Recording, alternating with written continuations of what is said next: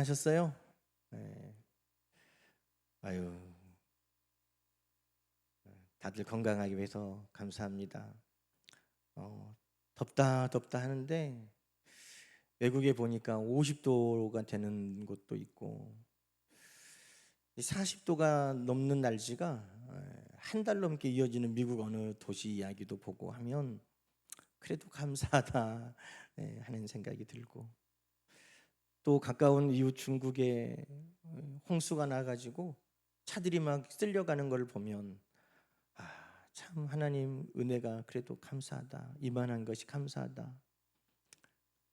은혜 아니면 오늘도 한순간도 우리가 설 수 없다는 것을 또 지난 한 주도 고백할 수밖에 없었습니다. 여러분도 은혜 안에 머물렀죠? 오늘도 우리 하나님의 은혜가 저와 여러분 가운데 있음을 감사하십시다. 오늘 우리는 사도행전 18장 말씀을 읽었습니다. 사도행전 18장은 사도 바울의 2차 전도 여행이 지금 마무리되어 가는 과정입니다. 사도행전 16장부터 2차 전도 여행이 시작이 되었는데, 지난주에 우리가 말씀 나눴던 것처럼 바울은 아시아에 가서 복음을 전하고자 했지만 하나님이 말씀 전하는 것을 막으시고 예수의 영이 허락하지 아니하셔서 바울은 마게도냐로 오게 되었습니다. 지난주에도 읽었던 말씀 16장 10절에 하나님이 마게도냐 저 사람들에게 복음을 전하라고 우리를 부르신 줄로 인정함이로라. 그래서 이 바울은 마게도냐로 건너가게 되었는데, 마게도냐 첫 성에서 빌립보에서 복음을 전했고, 또 17장에 가면 데살로니가에서 복음을 전하고, 베레아에 가서 복음을 전하고, 아테네에 가서 복음을 전하고, 18장에 고린도에서 복음을 전하게 되었습니다. 여러분, 고린도에서 복음을 전하면서 바울이 지금까지의 과정을 돌아보니 여러분, 바울의 심정이 어땠을까? 고린도전서 16장 9절은 바울이 이렇게 이야기하고 있습니다. 내게 광대하고 유효한 문이 열렸다는 겁니다. 대적들이 많고 복음을 전하는데 회방하는 사람들도 많고 여러 가지 여건이 어렵지만, 빌립보에 가서는 복음을 전하다가 모함을 받고 매를 맞고 감옥에 갇히는 일도 있었고, 데살로니가에서는 복음을 전하는데 유대인들이 깡패들을 동원해 가지고 바울을 위협하고 쫓아내는 일도 있었고, 베레아까지 그들이 따라왔고, 고린도에서는 재판에 고발당하는 일도 있었지만, 대적하는 자들이 많았지만, 여러분 바울은 뭐라고 고백합니까? 가는 곳마다 준비된 사람들을 만났고, 가는 곳마다 성도들이 세워졌고, 가는 곳마다 교회가 세워진 이 놀라우신 은혜를 바울은 뭐라고 고백합니까? 내게 문이 열렸다는 것입니다. 대적하는 사람들이 많고 회박하는 사람들도 많고 환경과 여건도 어렵지만 하나님께서 나와 함께 하셔서 내게 넓고 효과적인 그 문을 열어주셨노라고 바울은 고백하고 있습니다. 사랑하는 여러분, 오늘 하나님께서 여러분에게도 이처럼 광대하고 유효한 문, 넓고 효과적인 문을 열어주시기를 주님의 이름으로 축원합니다. 우리가 오늘 믿음으로 사는 것 여러분 쉽던가요? 쉽지 않습니다. 모든 선택의 순간에 내가 믿음으로 선택하고 결정한다는 것, 우리 하나님께서 우리에게 주신 사명을 감당하고 산다는 것, 복음에 우호적이지 않은 이 시대 가운데 내가 믿는 자로 드러내고 빛과 소금의 역할을 감당하며 산다는 것, 다 쉽지 않습니다. 어려운 경제적인 여건, 환경적인 위기, 사랑과 이해가 없는 이기적인 사람들 틈바구니에서 우리가 살아가는 것 결코 쉬운 일이 아닙니다. 그러나 여러분, 대적하는 자가 많아도, 회방하는 자가 많아도, 환경과 여건은 어려운 중에 있어도 하나님이 문을 열어주시면 그 문은 열어지는 줄로 믿습니다. 하나님께서 길을 여시면 그 길은 찾아지는 줄로 믿습니다. 바울은 오늘 그것을 우리에게 간증하고 있는 것입니다. 바울은 어떻게 하나님 앞에 그런 문이 열리는 인생을 살았을까? 어떻게 바울은 그 어려운 중에도 이런 풍성한 사역의 열매가 있고 하나님이 기쁘시게 하는 삶을 살 수 있었을까? 오늘 저는 이 말씀을 보면서 하나님이 오늘 나는 어떻게 살기를 원하실까 하는 말씀으로 들었습니다. 여러분, 오늘 하나님은 바울처럼 우리의 삶 속에도 길을 여시고 문을 열어주시기를 원하십니다. 바울이 성령의 인도하심을 따라 살았던 것처럼, 하나님의 사람들이 은혜로 살았던 것처럼 오늘도 저와 여러분에게 하나님은 성령으로 은혜로 살라고 말씀하고 계십니다. 여러분, 오늘 성령으로 은혜로 사는 것은 무엇인가? 오늘 이 말씀 가운데 우리가 함께 우리의 마음에 새기는 시간 되기를 주의 이름으로 축원합니다. 오늘 18절 말씀에 보니까 바울이 일찍 하나님 앞에 서원하는 바가 있어서 갱그리아에서 머리를 깎았다라는 말씀이 있습니다. 저 신학교 때 성경 교사에 보면 사람 이름을 묻는 시험도 있고 성경 지명을 묻는 문제들도 있습니다. 그런데 참 교수님들은 재밌는 게 중요한 사람 이름은 안 물어봐요.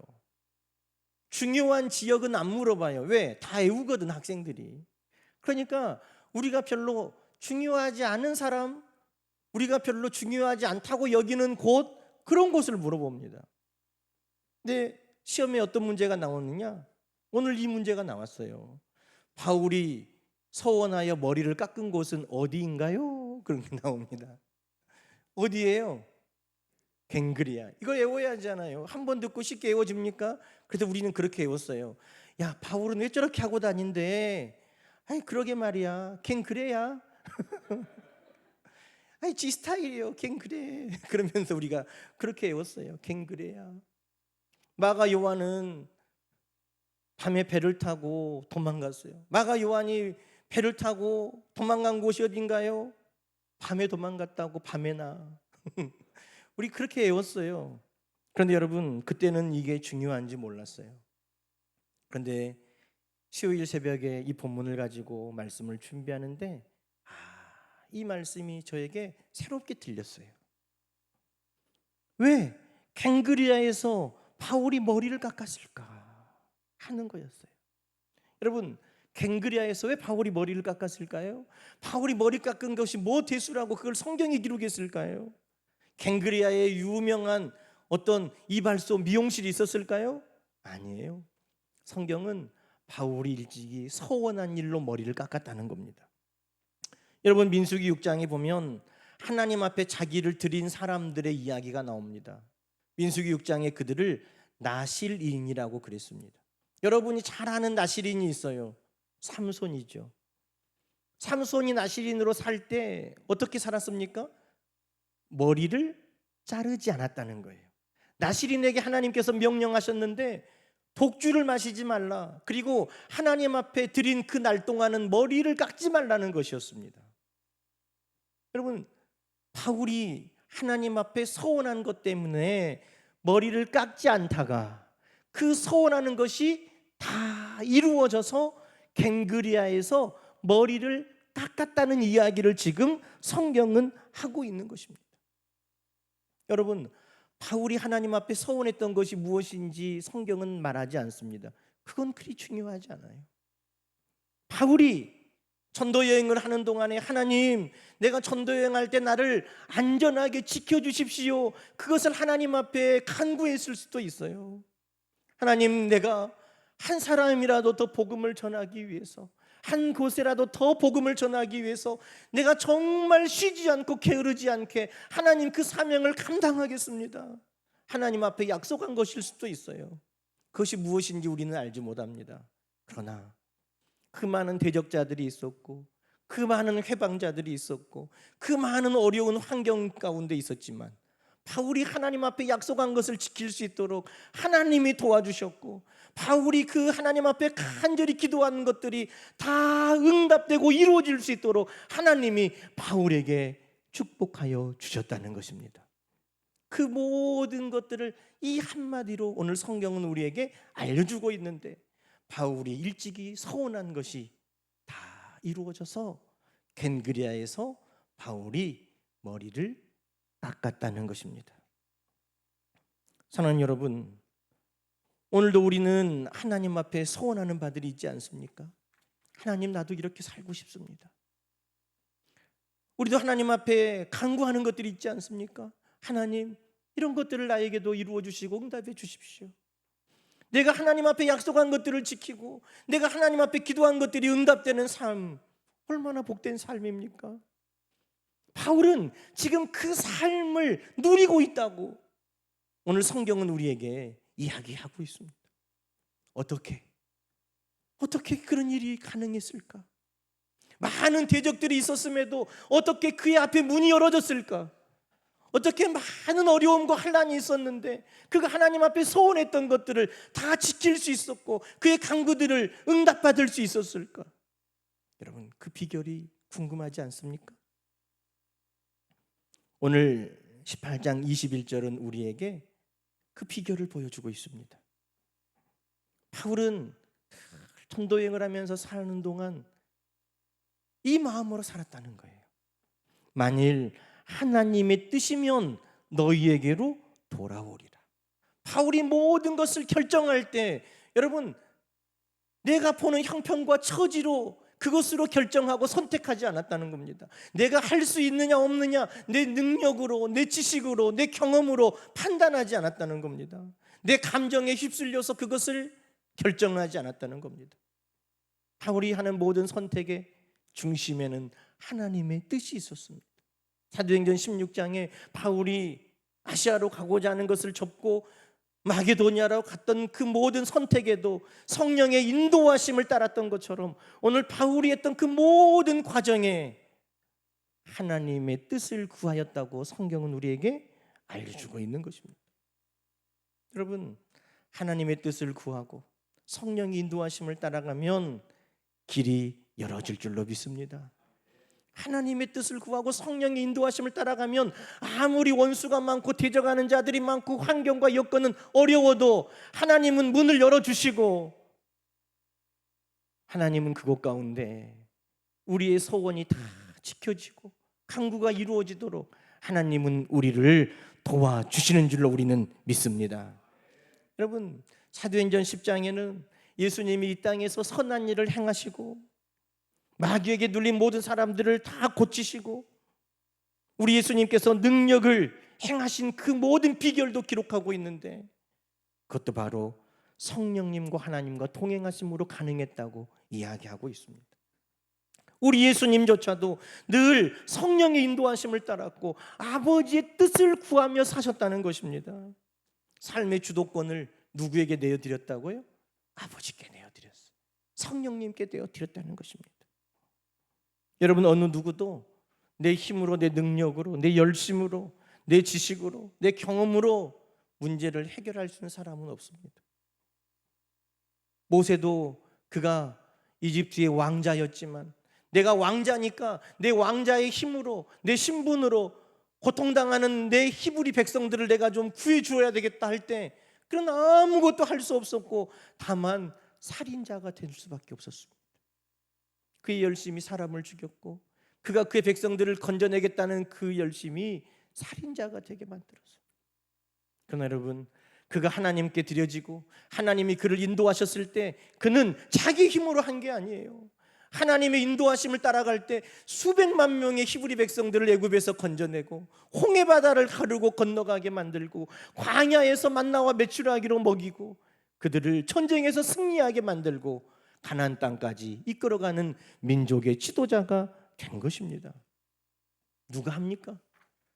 길을 여시는 하나님의 인도하심을 따라갈 때 모든 대적을 이기시는 우리 하나님께 순종할 때 하나님은 오늘도 문을 열어주시고 길을 열어주시고 우리의 소원이 다 이루어지도록 오늘도 하나님은 우리 가운데 함께 하시는 것입니다. 사랑하는 성도 여러분, 오늘도 우리의 삶의 날마다 캥그리아의 역사가 이루어지기를 주의 이름으로 축원합니다. 일주일 동안 하나님, 내가 말씀대로 살겠습니다. 하나님, 오늘 내가 이 기도한 바들을 이루어 주십시오 했던 것들이 이루어진다면 그것이 바로 캥그리아 아니겠습니까? 이 한 주에 여러분이 있는 그곳에 캥그리아처럼 하나님 앞에 서원하는 바들이 이루어지고 문이 열어지는 놀라운 역사가 오늘 말씀과 같이 사랑하는 여러분 성도들에게도 충만하게 임하기를 주의 이름으로 축복합니다. 그렇습니다.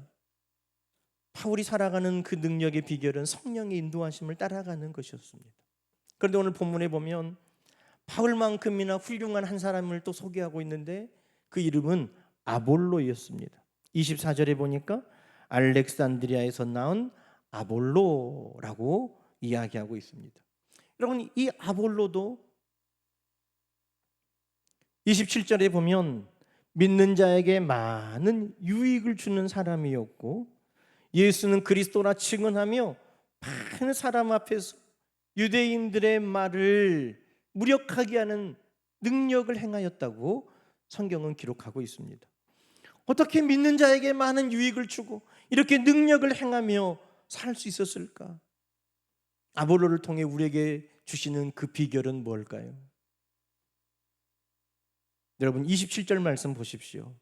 믿는 자에게 많은 유익을 주니 라는 그 말씀 앞에 무엇으로 말미암아 믿는 자에게 유익을 주고 무엇으로 말미암아 권세 있는 능력을 행했다고 말하고 있습니까? 은혜로 말미암아. 은혜라는 것입니다. 그가 가지고 있는 지식이나 학식이 아니었습니다. 은혜로 믿는 자에게 유익을 주고 은혜로 이기는 삶을 살았다고 이야기하고 있습니다. 여러분, 아볼로 이 사람은 초대교회 특히 고린도에서 아주 영향력을 가진 사람이었습니다. 여러분, 사도행전 19장 1절에 보면 아볼로가 고린도에 있을 때 그렇게 말하고 있죠. 아볼로가 고린도에서 목회했습니다. 여러분, 고린도 전서에 보면 아볼로라는 이름이 등장한 것 여러분 기억하시죠?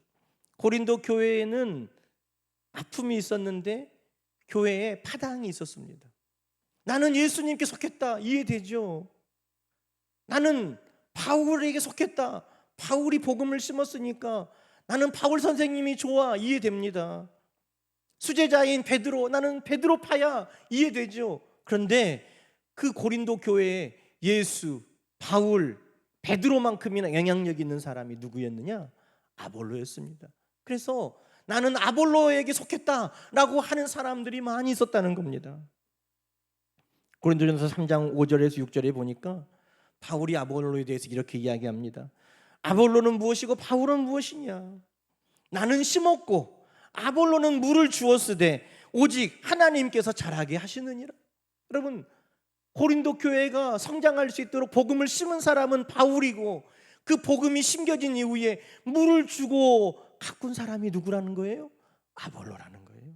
그러니까 아볼로가 참 훌륭한 목회자였다는 것을 바울도 인정하고 있습니다. 성경이 증거하고 있습니다. 오늘 말씀에도 믿는 자에게 많은 유익을 주었다고. 여러분, 아볼로가 어떻게 이렇게 이 일을 감당하면서 많은 믿는 자에게 유익함을 주고 대적자들을 이기면서 그에게 주신 사명을 감당하는 삶을 살게 되었을까요? 그 비밀을 성경은 은혜라고 하는데, 여러분 오늘 본문에 보면 아볼로가 인생의 천안점을 맞는 사건을 기록하고 있습니다. 성경에 그 훌륭한 아볼로에 대한 이야기는 여기밖에 안 나와요.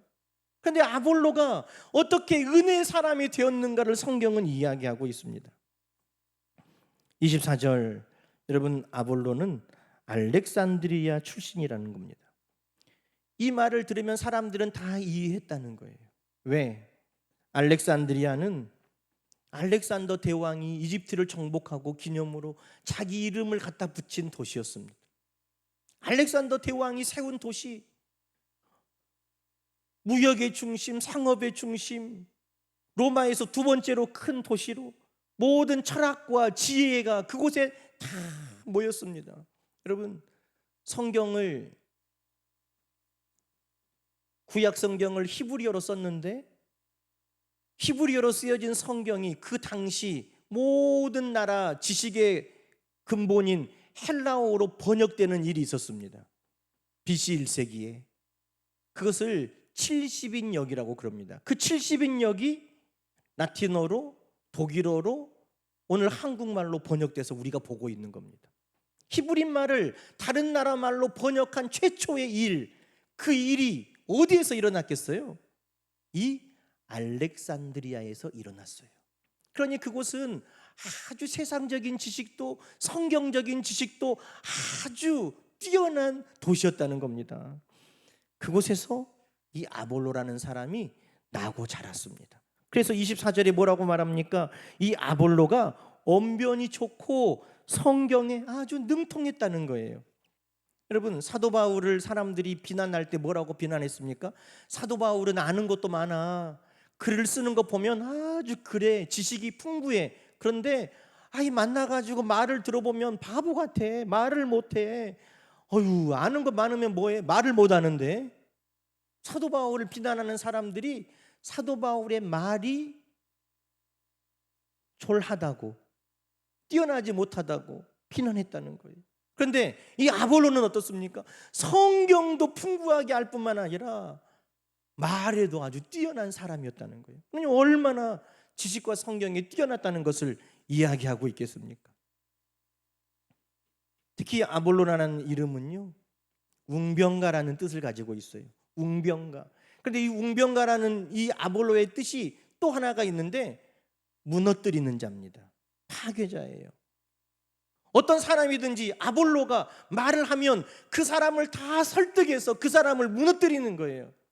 그러니 아볼로가 말을 잘하는, 설득력이 있는 아주 뛰어난 사람이라는 것을 그의 이름에서도 알 수 있는 것입니다. 그런데 여러분, 이 아볼로 목사님이 회당에서 어느 날 설교를 하고 있어요. 25절에 봅시다. 일찍이 아볼로가 주의 도를 배워 열심으로 예수에 대한 것을 자세히 말하며 가르치는데, 아볼로 이 목사님은 무엇만 하냐면 구약 성경적인 지식으로 우리가 기다리는 메시아가 예수님인 것만 알아요. 그런데 그 예수님이 어떻게 우리를 구원하셨는지, 그 십자가의 보혈이 어떻게 우리를 구원하는지, 예수님의 부활은 무엇을 말하는지, 예수님이 승천하신 이후에 성령님이 오셔서 어떻게 지금 예수님의 사역을 이 땅에 이루어가고 계시는지는 몰랐다는 거예요. 그래서 26절에 보니까 회당에서 아볼로 목사님이 말하는데, 브리스길라와 아굴라가 듣고 그 목사님을 데려다가 하나님의 도를 더 정확하게 풀어줬다는 거예요. 여러분, 브리스길라와 아굴라는 누굽니까? 천막 만드는 사람이에요. 천막 만드는 사람인데 이들이 아볼로 목사님, 자칭 성경도 많이 알고 말도 잘한다는 그 목사님이 말하는 것을 들어보니 좀 부족하다는 거예요. 그래서 회중 가운데 목사님, 그것은 틀렸습니다, 이렇게 말하는 것이 아니라 목사님이 좀 잘못 알고 있는 게 있습니다, 이렇게 말하는 것이 아니라 듣고 조용히 데려다가 하나님의 도, 성령에 대해서, 복음에 대해서 더 풀어 주었다는 것입니다. 여러분, 만약에 제가 오늘 이렇게 설교를 하고 있는데 여러분 중에 어떤 분이 조용히 설교 끝나고 저에게 찾아오셔서 목사님, 저하고 좀 이야기를 하시면 좋겠습니까? 어떤 문제입니까? 목사님 오늘 설교한 걸 들어보니 목사님 성경에 대해서 형편없습니다. 목사님 오늘 말씀을 들어보니까 목사님 성령에 대해서 형편없습니다. 목사님 오늘 말씀을 들어보니까 목사님 수준이 아주 낮습니다. 그렇게 말했다면 제가 어떻게 할까요? 계속해서 듣고 보니까 그분의 지적이 다 맞다고 한다면 제가 어떻게 할까요? 그 다음에 제가 어떻게 이 자리에 나와서 설교할 수 있을까요? 그런데 여러분, 아볼로에게 그런 일이 일어난 겁니다. 어떻게 할까요? 그런데 이 뒤에 말씀이 아볼로에게 은혜로 임한 것입니다. 듣고 조용히 데려다가 하나님의 말씀을 풀어주는 것으로 끝났어요. 아볼로 목사님이 아가야로 건너가서 고린도에서 목회를 하려고 하는데 형제들이 그를 격려하며 제자들에게 편지를 써서 영접하라 했다는 겁니다. 여러분, 이해가 됩니까? 아볼로 목사님이 고린도로 가는 거예요. 어떻게 해서 갔는지는 몰라요. 초대교회 전승의 문헌을 보면 고린도에서 아볼로 목사님을 청빙했다는 말도 있고, 그냥 제 혼자 생각인데 이런 일이 있으니까 아볼로 목사님이 교회를 옮기려고 했는가 보다, 에베소에서 고린도로 가려고 했는가 보다, 뭐 그럴 수도 있어요. 그런데 형제들이, 믿음의 성도들이, 브리스길라와 아굴라가 아볼로를 격려했다는 거예요. 그리고 고린도에 있는 성도들에게 편지를 써줬다는 거예요. 야, 너희가 청빙한 목사님이 가는데 그는 형편없다, 그는 성령도 알지 못한다, 그는 부족하다라고 하는 것이 아니라 그는 훌륭한 분이니 그를 잘 영접하고 그분을 잘 섬겨라, 그분의 말씀을 잘 따라라 하고 편지를 써줬다는 거예요. 여러분, 그때부터 아볼로 목사님은 은혜로 목회하게 되었다는 것입니다. 은혜로 대하는 자가 됐어요. 전에는 내 성경적인 지식으로, 내 언변으로, 그것으로 사람들을 설득하고 그것으로 사람들을 무너뜨리고 그것으로 사람들을 변하게 했다면, 나의 부족함을 깨닫고 그것을 은혜로 덮으시는 하나님의 은혜를 깨닫고 그 위에는 모든 사람들을 어떻게 대했다는 거예요? 그가 은혜로 대하기 시작했다는 겁니다. 여러분, 유대인의 말을 이겼더라. 유대인의 어떤 말일까요? 유대인들은 율법적으로 판단하고 정죄하는 말이에요. 율법적으로 판단하고 정죄하는 말을 이기는 말은 은혜의 말인 것입니다. 여러분, 지금 우리 한국 이 사회를 보면 어떤 말이 넘쳐납니까? 판단하고 정죄하는 말은 넘쳐납니다. 그러나 은혜로 덮어주고 격려하고 영접하고 용서하는 말은 찾아보기가 어려워요. 여러분, 저는 이 말씀을 보면서 하나님 앞에 우리는 어떻게 살고 사람 앞에 우리는 어떻게 살아야 될까, 저는 그 말씀으로 받았어요. 오늘 하나님께서 우리의 문을 열어주시고 하나님께서 우리의 소원을 다 이루어 주시는데 하나님 앞에 나는 그럼 어떻게 살아야 될까? 그것은 하나님의 인도하심을 따르라는 겁니다.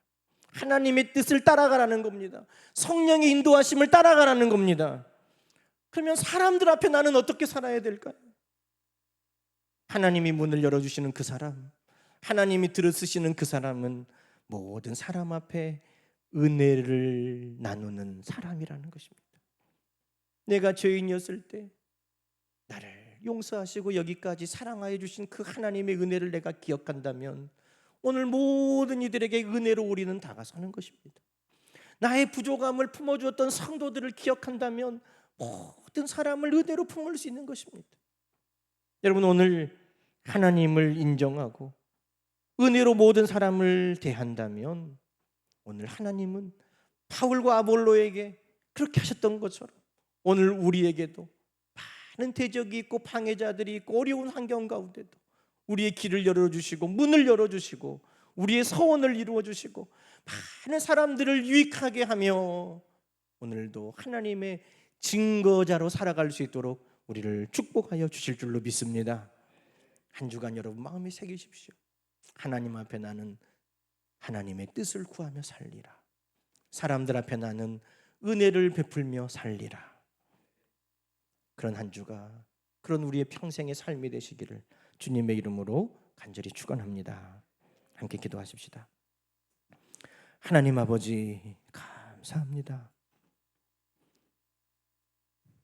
대적이 많아도 하나님이 열어주시는 광대하고 유효한 문이 바울에게 활짝 열렸던 것처럼, 그의 모든 소원이 이루어지고 성취되는 날을 만났던 것처럼, 믿는 자들에게 많은 유익을 주고 그리스도의 증인된 삶을 살 수 있었던 것처럼, 하나님, 오늘도 말씀을 통해 우리는 그 비밀을 깨달았사오니 하나님 앞에 모든 주도권을 내어드리고 모든 사람들 앞에 은혜를 베풀면서 살아가는 우리 모두가 되게 하여 주옵소서. 하나님, 우리가 이렇게 살아갈 때 이 상처 많은 대한민국이 편하게 도와주시고 많은 사람들이 서로 은혜로 전염되어 은혜로 은혜를 대하고 은혜로 은혜를 나누고 서로 격려하고 위로하며 싸매며 살아가는 나라 되도록 하나님 도와주옵소서. 예수님의 이름으로 간절히 기도드리옵나이다. 아멘.